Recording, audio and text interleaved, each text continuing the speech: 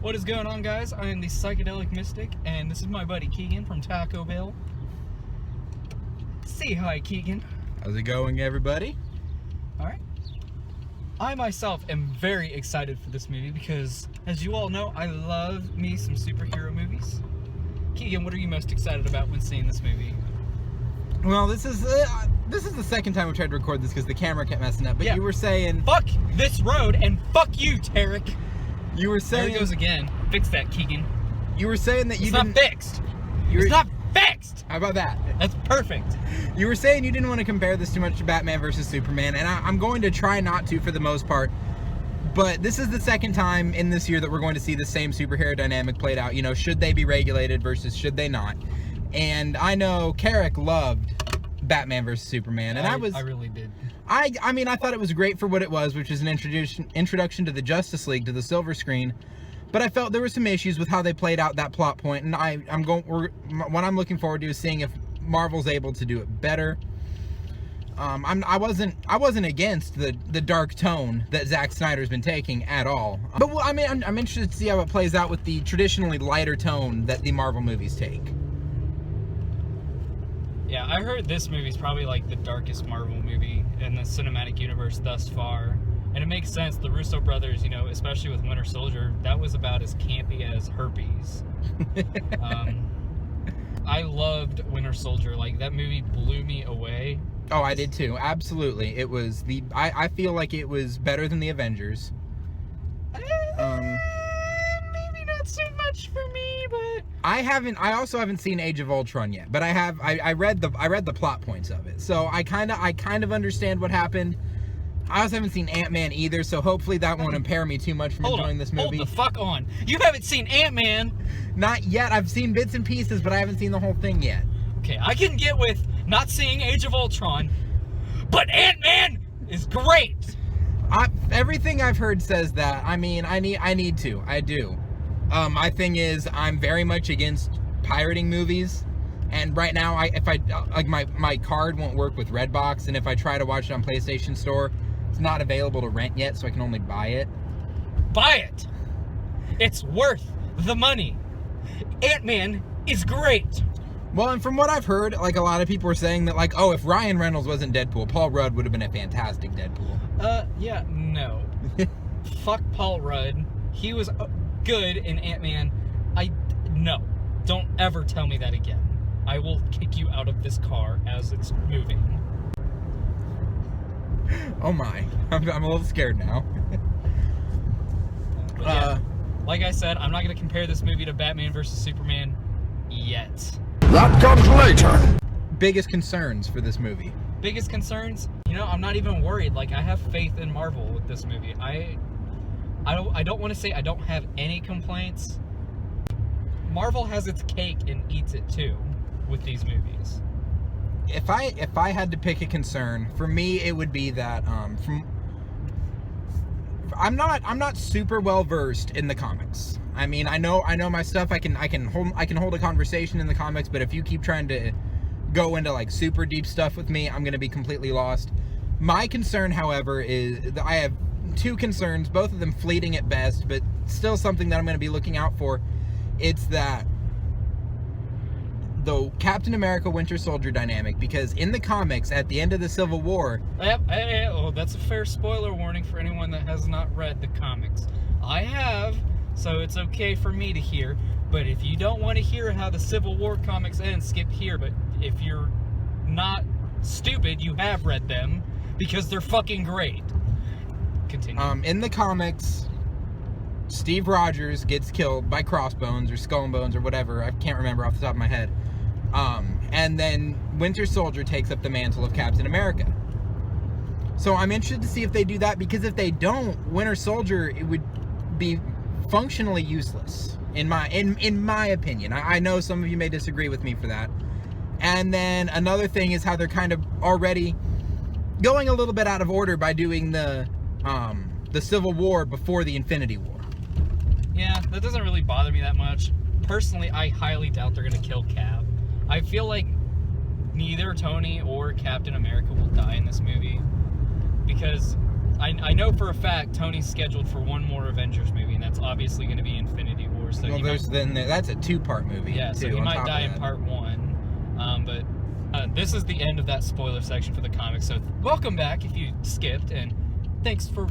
I'm guessing you're sticking gonna with put us. like an annotation to where to skip. Yeah, I figured. Yeah. I figured. I might put like a big dick pic just across the screen, but Yeah, that'll get that video taken down quick. that does remind me of one point though, that like I will definitely be addressing in the comparison podcast with Tarek after we've seen this movie a couple times to Batman versus Superman. I'm worried this movie will be inaccessible to people that have not seen the other Marvel movies, like the big ones, especially Winter Soldier, maybe so much Age of Ultron, but definitely like other Marvel movies. Definitely Avengers 1. Yeah. Possibly the first 2 Iron Man movies. Because that was a big complaint that a lot of people had with Batman versus Superman. Like, they didn't know what was going on because they weren't deep into the lore and mythos of DC. And so you had all this stuff like mother boxes and everything, and you're like, what's that? Yeah, Zack Snyder, that was one issue I had with that, was Zack Snyder took a lot more from the comics and assumed people knew about the comics when he should have just assumed people had seen Man of Steel. Yeah. And I'm worried that this inaccessibility is going to have like a lot of people in the audience like, what is going on? Or like, who's that? And so it doesn't ever bother me because I definitely am like confident with my knowledge in comics, both Marvel and DC, as well as I've seen the other Marvel movies. But that's something that I'll touch on later in our podcast with Tarek. There have been 4 that I haven't seen so far. We've already discussed Age of Ultron, Ant-Man, Iron Man 3, and Fuck Iron Man 3. So that's one I can skip. Fuck Iron Man 3 and what they did to Ben Kingsley as the Mandarin, and I will never ever stop. From what I read, that entire movie was just Tony Stark spending half of it bitching. Oh, he's not even Iron Man in it. He's just regular man. And then the other one I haven't seen is Thor: The Dark World. Fix that real quick. I think the only movies you really need to see for this movie are definitely the first Avengers, Age of Ultron, and Winter Soldier. Well, even though I haven't seen Age of Ultron, like I said, I've read the plot points. I know what happens, kind of. Yeah, you should be well fine. And I don't think this movie is going to be totally inaccessible to... No, that's one thing Marvel does really Down well. again! Ah! Man! Son of a bitch. That's actually getting me pretty pissed off.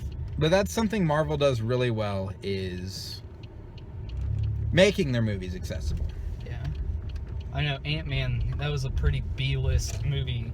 Or like a pretty B-list superhero to choose. Well, what I heard about Ant-Man is they kind of changed the canon a little bit by going with somebody different. Like it was supposed to be like the old man scientist, and instead they went with like a younger prodigy. Yeah, I mean, Hank Pym, whatever. He's in the movie. He works. The movie works. It's fun. That's all Marvel needs. Yeah. Because fuck you, we're Marvel, and you're gonna go see our movies. I've never heard a more true statement, honestly. Because Marvel knows that, like, Marvel knows the fans can turn on them in a dime if they release a piece of absolute shit. Except Iron Man 3. Well, People are still seeing Marvel movies after Iron Man 3. yeah, but I'm sure Marvel got its fair share of shit for that. I hope so, and I hope Kevin Feige took a stapler to the dick after that. Yeah, who is the Shane Black, the director. Who was the director of the first 2? Because I would have Jon loved Favreau. Yeah, I would have loved to see him stick around. Because not only that, but he had some great cameos in the first 2 Iron Man movies, and they weren't even really cameos. Like he was an active character in them. Any closing thoughts for this before we go see this movie? I'm interested to see how Spider-Man plays out. Fuck yeah, I forgot to talk about Spider-Man. I love me some Spider-Man, and as do I. Tom Holland, I'm putting my faith in you. Andrew Garfield disappointed the shit out of me. I'm trusting you. I'm a little apologetic to Andrew Garfield because he did well enough in the first one. I'm trusting you. Fuck both of them. The Amazing Spider-Man movies. The first one was all right. It wasn't good. The first one they tried. They tried. You could tell they tried. The second one. The second one they were trying to go on name power. They were trying to fuck me in the dirt. So And I'm they tried to get name power just by bringing in Jamie Foxx. I'm trusting you, Tom Holland. Don't fuck me. Okay, I do have one thought, and it was about the clip, the TV spot that released where it showed Spider-Man blocking Winter Soldier's metal arm, the punch from that, and everyone was like, I can't fucking believe they let Spider-Man block Winter Soldier. Like, Spider-Man, like, bullshit, Spider-Man's not that strong. Spider-Man has to pull his punches to keep from absolutely fucking destroying his enemies. Yeah, his top strength, I believe, is like 20,000 tons. So you little internet bitches need to just swoop away. Yeah. I think we've recorded enough. Like, Spider-Man could probably take down the Hulk if you want. Like, he's probably at the same power level as Cap, I'd imagine. Mm-hmm. I think we recorded enough for this, so let's go see this movie, and we'll be right back.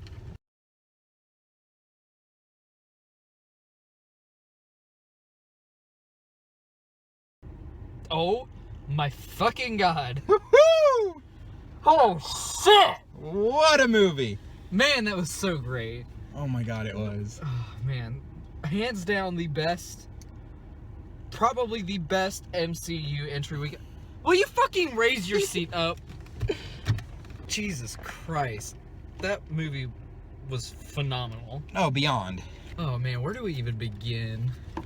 Well, we can talk about, What are some of the things you did not like? I'd have to say, I felt like there were some heroes and characters that could have gotten a little bit more screen time, specifically Crossbones. I think they put more than enough focus on characters like Spider-Man and all the characters people wanted to see. Yep. One thing I questioned, and I wrote this down, I said, I love Marissa Tomei as an actress. She's a fantastic actress. She looks great. However, Aunt May is traditionally viewed as an older character, and I'm wondering if she was the right choice for it. Yeah, Aunt May is in this movie, by the way. She's hot. She's very, very hot. Tony makes several quips about that. Mm-hmm. We'll dive more to that stuff in the upcoming spoiler section, because goddamn, you guys need to see this movie. It's phenomenal. I feel like, go ahead. We finally got a Spider-Man that truly portrays Spider-Man well. You know, he's not a whiny little bitch. He's very, very humorous. He's, you know, Spider-Man has always been like a more, I feel like he's always been like a more kid-friendly Deadpool. Yeah, Tom Holland. Thank you. I put my trust in you, and more often than not, when I trust in a superhero movie, and they're in Fantastic Four, I get disappointed like fuck, so thank you. Thank you. Now, let's hope Sony doesn't fuck it up, though. I mean, we're not gonna get into that yet. Let's just accept that we finally we got a good... We have... At least in Disney. At least in Marvel Disney. It makes me so happy! It was... Oh my god. It was a great movie. I feel like a little gripe I have. It's pretty long. Like, it's definitely... I think it is... It was 2 hours, 27 minutes. I believe Apocalypse is going to be 10 minutes longer, though. I feel like, for MCU purposes, I think that is the longest Marvel movie we've gotten. Yes. Okay. And you definitely feel that. There were, especially in the beginning, it just... And this is a problem I have with the first Avengers. It just feels like it takes a long time to start. Now, one thing that it did do well, though, is it went straight into the action, you know? Mm-hmm. I mean, we got to see some superhero action right away, which was really nice. Not some bullshit Samuel L. Jackson car chase, and he's not in this movie at all, and that makes me very happy. You see, I don't know. I like Nick Fury, and I'm kind of wondering why he wasn't in it. Was it something I missed in Age of Ultron that explains it? Not really. I mean... That he just got omitted from this movie? It probably... You know what? What was the movie he was working on? Wasn't it Hateful Eight or something that he was in? It is some movie. I think he might have been in that, and that's why he wasn't in this one. Another scheduling conflict, much like what probably happened with Chris Hemsworth and Ghostbusters. Fucking Ghostbusters! What?! People are complaining about movies being whitewashed. Why don't they complain about it being fucking X-washed? You know, getting the fucking X chromosome treatment on everything. Let's not get into that yet. Yeah, that's different conversation for a different movie. Focus. But even like that gripe, who fucking cares? Because like the entire movie, I was invested. Like, yes, definitely. Oh my god! Like, there's a scene where Scarlet Witch uses Captain America and like lifts him up with her aura skills. Like she's like some airbender, like yeah, and he like, you know, tumbles through a window and he rips off a guy's gas mask and he punches him, and it's so great. Oh my God. It's hard to not bring up spoilers yet. I'm trying really hard not to. I am too. Like, yeah. I mean, see this movie, guys. Definitely. It's better than the Avengers, better than Winter Soldier. It's the best MCU movie we've had so far. Don Cheadle reprising his role as War Machine, fantastic. You know what? I know some people that disagree with me on this, but I've always preferred Don Cheadle over the Captain Rhodes we got in Iron Man 1. Yeah. I've always felt that way too. Like, I feel like Don Cheadle is just such an amazing actor, and I feel like who was the guy that played him in Iron Man 1? Do you know? Who fucking cares? I mean, either way, like, I recognized him from other stuff, but he wasn't nearly as good as Don Cheadle, and I feel like he wouldn't have been able to do War Machine. Of course, Jeremy Renner coming back as Hawkeye, Scarlett Johansson as Black Widow, both fantastic. Don't ever say that word again. Never! Until they go back to Marvel. Then I will say the F word.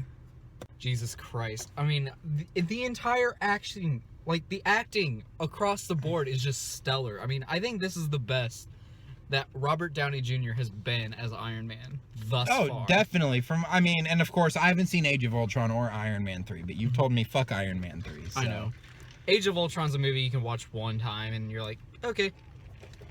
Yeah, I mean, and I think, I think the performance to compare it to, that he was the best in before this, I would honestly have to say was probably Iron Man 2. I think that was the best entry into the MCU. Well, not MCU. No, either Avengers or Winter Soldier was the best, but Iron Man 2 is probably Robert Downey Jr.'s best performance prior to this, in my opinion. Yeah, that's a tough one for me. I think... Because he wasn't bad in Iron Man 2, it's just the movie wasn't great.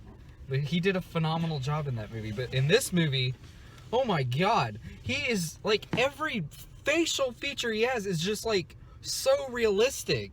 And he's so good at portraying emotion. And you feel that in the audience. Like, and there's some really heartbreaking stuff that he pulls off just with his face. It's insane. And it's hard to think of that without bringing up spoilers again. I know, but we're managing to do so. Yeah, barely, but... honestly, I just want to get straight into the rating so we can just dive right in like some glorious pussy. Before we go to the rating, is there anything else you want to bring up? I'm looking back at my notes to see if there's anything else I wanted to bring up. Is there anything else you wanted to mention? I think Black Panther is very cool in this movie. Yes, he was. The CGI was fantastic. Even like all the computer generated suits looked absolutely seamless. Especially Spider-Man's. Exactly. He looks so much better on screen. For everyone that was complaining about the squinting, like wondering how the suit squints, I noticed something, and I'll bring that up in the spoilers because I feel like it would be kind of a spoiler.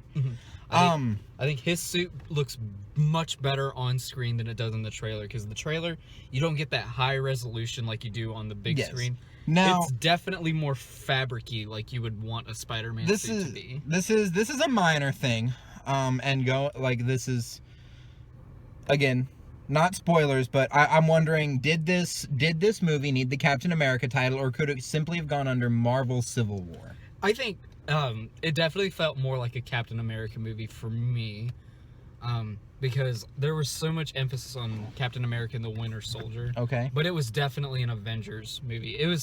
It's what Avengers 2 should have been. Now, following up, oh shit, I had this thought in my head. Don't you fucking hate it when that happens? You know exactly what you're gonna say, then the time comes to bring it up and you're like, fuck!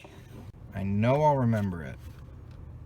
Let's go on to the rating, and if I remember it, I'll bring it back up. One last thing.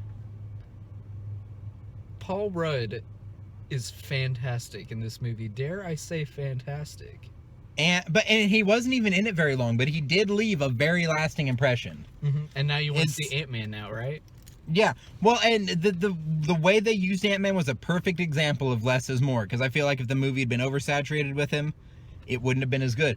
Now, another thing I want to bring up, as you mentioned, Paul Rudd, the humor, right where it needed to be. Yeah, this movie surprised the hell out of me with how funny it is. Like, it knew when to be dramatic, but it also knew when to be funny, and the humor was just seamless. And a lot of the places where the humor brings up, I can't really say that again without mentioning spoilers. Yeah. Because there's most of the humor is centered around one part of the film.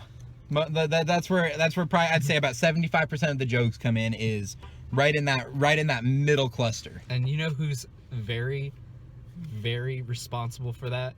Who? Yes, absolutely. Yeah. Absolutely. Man. The insects. The insect boys. The insect boys are fucking hilarious in this movie.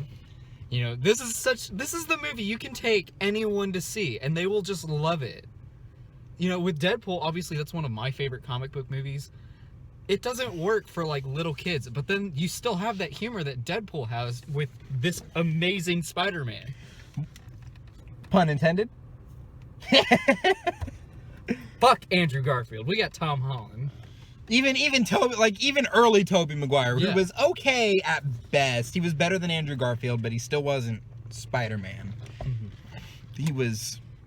I feel like both of those characters, both Andrew Garfield and Tobey Maguire, were a bit of a bastardization of the Spider-Man character, because both times, you know, they tried to be like, oh, Spider-Man's this high schooler that gets picked on, but then by the end of Spider-Man 3, he's like fucking graduated from college. And then Amazing Spider-Man, nobody believed for a fucking second that Andrew Garfield would still be in high school. Yeah. And then this kid comes along and you're like, yeah, you look 15. And he's only been Spider-Man for like 6 months. At the time, yeah. And I think, well, I'm wondering if this is the wrong time to bring this up, but do you think they're going to explore Spider-Man's origins with no. Homecoming? Or do you think Sony is going to pick up where Civil War left off with Spider-Man? I think Sony's going to learn their lesson. Stop with the fucking Spider-Man origin stories. We've seen them done everywhere. You can have it done like Deadpool did with flashbacks, but or even as how Batman versus Superman did it. Yeah, at the very beginning, just have a spider crawl on his cheek or something and be like, ah! And he slaps it and then segue to the title, and then you see like the bite, and then the movie starts. That's perfect. That's all you need. Don't give us an hour-and-a-half slog fucking Spider-Man origin story that we've seen done everywhere. Video games, movies, cartoons, it's done. We get it. It's done. We have a Spider-Man in this universe that does not need an origin story. Do not fuck this up. I am dead fucking serious. And on that note, do you think it's time to go into ratings? Yes, I have no problem giving this movie a 10 out of 10. You know what? For me to give it a 10 out of 10, I'd have to put it on the same tier as some of my all-time favorite movies, like, you know, Saving Private Ryan or The Green Mile. For that purpose, I'm going to give it a 9.5, but out of superhero movies, this is the best superhero movie I've ever seen. This is better than Deadpool. This is better than Batman vs. Superman. Even better than The Dark Knight, I'd go as far as to say. 10 out of 10 as far as superhero movies, 9.5 out of 10 overall. Mm-hmm. So, you need to have a definitive whole number answer here. Not a 9.5. Then I'll fucking round up. 10 out of 10. 10 out of 10? Man, you know what this movie is? This movie is a blowjob from God.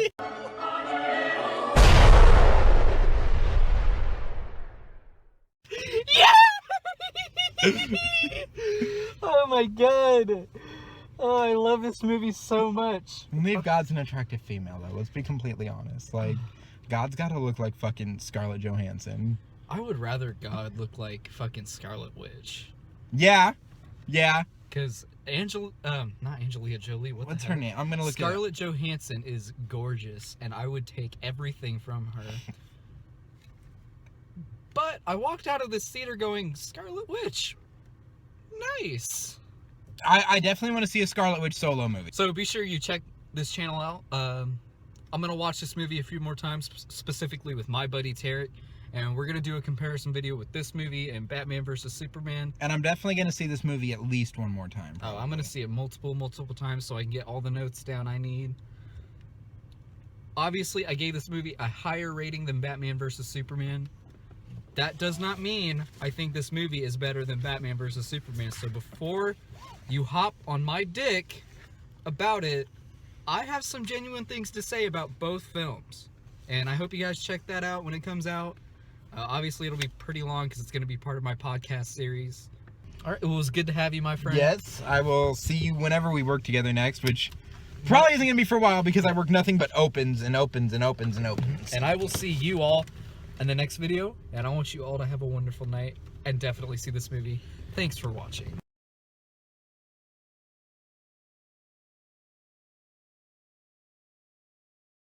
My fears were both confirmed and denied because I didn't want them to kill off Captain America like they did in the comics. However, of course, obviously, now that I'm saying that, they didn't kill off Captain America. They didn't kill off anybody.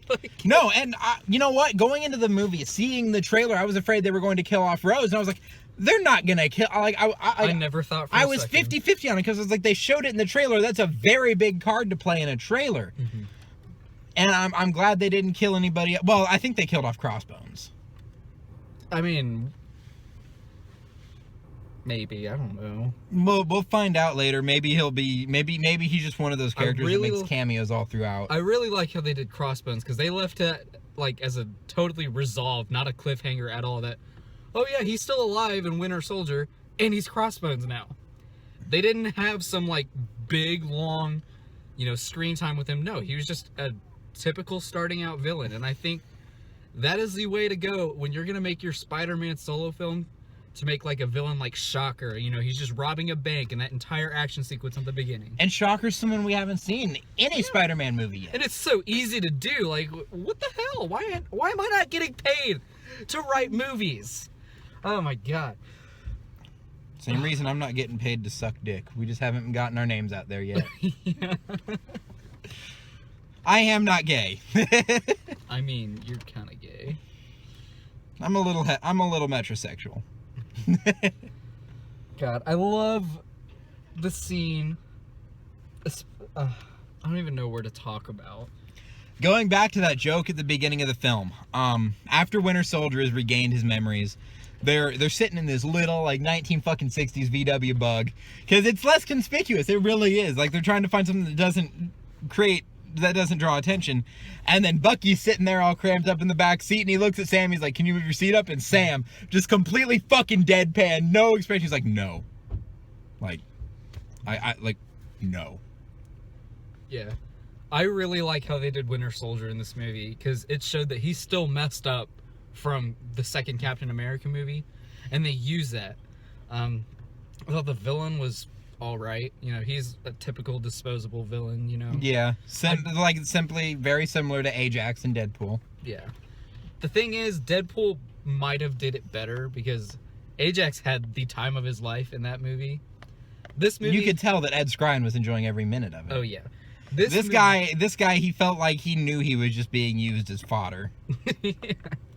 So he wasn't giving it his all that he could have. But I didn't feel like he was wasted.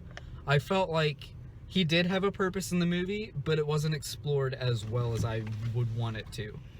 Not to compromise for these phenomenal action sequences. Holy shit. Better action than Batman vs. Superman, I dare say. We're not going to compare that yet, but oh my god, there's a scene where Spider-Man, like, he's like hanging on like Rhodey, or yeah, it was Rhodey, like while he's flying in the air, and he's just making quip after quip, and then Ant-Man, we finally see Giant Man, and I looked at him right when it was about to happen. I'm like, oh my god, this is gonna shit. I'm like, ah! Okay, can we talk about the best joke in the movie that happened during Giant Man? Star Wars fans, you will love this. You really will. He's like, have you seen this really old movie called The Empire Strikes Back? Rhodes is like, Jesus Christ, Tony, how young is this guy? He's like, I don't know, I didn't carbon date him. He's a little bit on the young side. And then he goes on, he's like, they're on this ice planet with the giant walker things, and Carrick and I are just dying the entire time. He fucking uses his webs and wraps around Giant Man's legs. Like the fucking snow speeders. It topples over. I'm just like, Oh my god, that's so brilliant. Oh. And I mean, there's no problem. Like, any other movie wouldn't have been able to get away with that. But since it's Disney and they own both Marvel and Lucasfilms, they were able to get away with that, and it was perfect. This movie will just make you happy when you go see it. Yes, and going back to that, you know, you saw the airport fight teased in all the trailers, and that was where most of the humor was centered, and I feel like that's where it belonged, because it was going to be, we all knew that this movie was going to probably be very dark, and there was going to be a lot of humor in it as well, but they needed to find a good place to put that humor. You know, they had these really dark, really tense scenes, and then you know, this fight was when all the tension was kind of released halfway through the movie, you know, so we could kind of relax a little bit. This fight was just eye candy, and they used the jokes as ear candy as well. And I feel like they nailed it on that respect, that all the jokes were perfectly timed, you know, nothing felt out of place in this movie. That is literally the best superhero clash I have ever seen put to film. So do you think the movie ever felt a little too cluttered? Cluttered? Absolutely not. This movie had the perfect balance of as many superheroes as they had. Far better than the Avengers did it, I would say. Now, I will say there were a few points where I was kind of lost because I hadn't seen Age of Ultron, because I'm assuming Vision was introduced in Age of Ultron. Yeah, well, the whole Sokovia Accords thing is from Avengers 2. That was when Ultron lifted up Sokovia and dropped it down, and a lot of people died. But this movie, apparently, you look at the little kill count when it's showing the Sokovia footage at the beginning, it's like, you know, casualties, 26. I'm like, oh, bullshit. You know, don't... I didn't even notice that. Like, when he was showing all the different clips, like New York, Washington, D.C. Yeah, all the kill counts are really minute. I'm like... New York, 1. Marvel, don't try and fuck me in this dirt. Don't try and... You know, avoid the backlash. It's such a small thing, though. I know, it really is. Don't try and avoid the things that Man of Steel had to face. You know, so many people died, and you know that. Don't. Now, okay, Spider-Man suit. A lot of people were like, "Why the fuck is he squinting? Why does the suit allow for squinting? The suit had lenses on it. Mm-hmm. They're like little camera lenses. Like if you're not paying attention, you will miss it, but you can see like the different layers of the lens. Mm-hmm. And it's like when they zoom into focus and everything. That was designed by Tony Stark, because his, you know, prior suit, when he was being questioned by Tony, like in his apartment. Had the fucking goggles. How can you see through these? How do you see?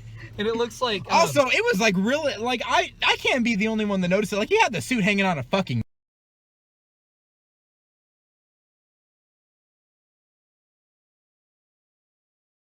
All right, now where were we? We were talking about Spider-Man's suit, right? Yeah, I got a phone call and it fucked up my footage. Dickhead! It's probably Tevin. I gotta be at work, so I'm gonna drop Keegan off. Are we gonna swing by a drive-thru still though? No. Okay. I gotta be at work.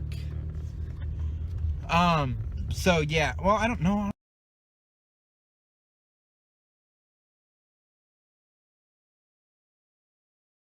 All right. So continuing on, and you can. I can adjust the brightness and everything. Yeah. My work keeps fucking calling me and they won't leave me alone. So I'm gonna have to edit this because this is multiple clips and it's fucking annoying. Thanks. So, high point of the film. High point of the film? You know what really captivated me? When we found out that the Winter Soldier killed Tony's parents. Was that in the comics, or was that something Disney added in themselves? I am honestly not sure. I really don't care. It worked for this But movie. going back to the perfect facial expressions from Tony, that was one of them. I know. When he was watching that video and it unfolded, like you almost felt like it wasn't Robert Downey Jr., but it really was Tony Stark watching that happen. And he seemed, he wasn't completely upset by what happened with his father, but as soon as he saw Bucky put his hand around his mother's throat, you could tell that's when something in Tony went. I know, and what made the layer of that even worse, Captain America knew, and he kept that was unprecedented. You know, that I didn't see that one coming either. Yeah, I mean, that entire moment was just absolute raw emotion. I know, and it was so heartbreaking to see, and it was just so well done and put to film so gorgeously.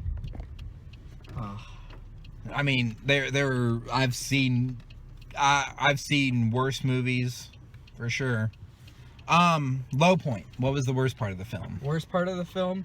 I thought General Ross, I think his name is, he was in Incredible Hulk. I thought he was pretty wasted. I thought he was going to be a pivotal character in this No, movie. I would have rather had Nick Fury than him. Maybe. Honestly. I think the reason why Nick Fury wasn't in this movie is because in Captain America 2, like, S.H.I.E.L.D. was, you know, completely disapparated pretty I much. think the best part, that wasn't even an actual joke. It was just very body humor. Steve kisses Captain America. Or it's... The fuck am I saying? Steve kisses Peggy's niece. I forget her name right now. Oh yeah, like... And then it cuts over to Winter Soldier and Falcon. They're just smiling. They're like, yeah, yeet. I know, we laughed our asses off a lot in this film.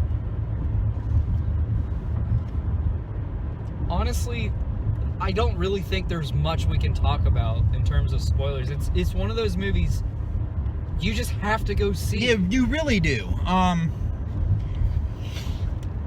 Because it's not, well, okay, let's discuss the ending for a second. Yeah. Why would Steve say in the letter, you know, the Avengers are yours, but then bail everyone out and take them himself? I honestly don't know. You will have questions when you leave this movie. Which I was reading earlier, and I saw an article that was like the ending explained by the writers, but I think the ending is very well. Okay, Infinity War. Let's look forward to Infinity War now.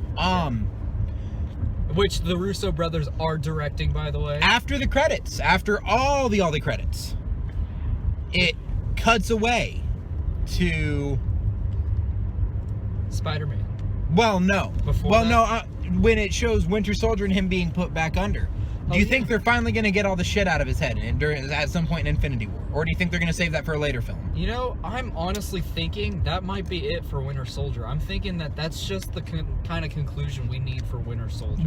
I mean, it would be cool to explore more, but it's not necessary to. I feel like that's what Iron Man 3 wanted to do, you know? They wanted to, like, have it like a symbolic ending for Iron Man, but then they brought him back for some reason. You know, Tony got the heart surgery and destroyed all his suits to symbolize, you know, he's done being Iron Okay, Man. so that explains why, because when Captain America went down with the shield and hit the power source, I thought he was going for the kill shot. I thought he was trying to destroy the arc reactor and everything. That's what I thought too, and I thought that might have been when we saw Iron Man die, and I'm like, my jaw was. But just okay, so dropped. what was the heart surgery per se in Iron Man 3? Because again, I missed that movie. That was to take the shrapnel out of his heart, so he wouldn't need the arc reactor anymore. Yeah. Okay. So So, that explains a lot of questions I had. I mean, you know, it actually makes me wonder if Captain knew about his surgery and was actually trying to kill Tony. There. yeah, that's definitely interesting thought. So okay, you don't think this villain was wasted? I agree. However, there was a bit at the end. How does it feel to see your plan that you spent months on fail so spectacularly? You know, And then he asks, "But did it now?"